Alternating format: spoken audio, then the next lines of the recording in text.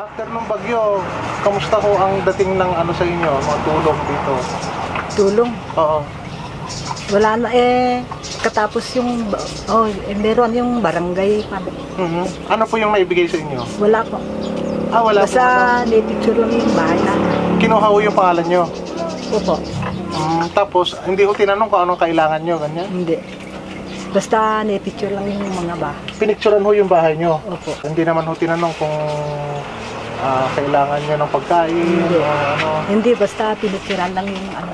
Hindi ho tinanong kung saan kayo titira habang wala kayong bahay. Wala. Hindi. Hindi ho sinabi kung saan kayo pupunta. Hindi. Saan ho kayo nakatira ngayon? Ayan, pero pa. Binalik yung yero na nasira. Temporary na lang ho Temporary muna. na lang. Oo. So, wala akong sinabi na kung kailan sila babalik. Ganyan. Wala. Basta, pinicturean lang yung bahay namin. Pagkain po, wala. Tayo, wala. Noodles, ganyan. Wala. Wala pa. Madaming bahay nasira. Walang makuha. Sino po kasama niyo sa bahay? Yung mga anak ko, dalawa. Dalawang anak niyo. Mister niyo po? Namatay na. Biyuda na po.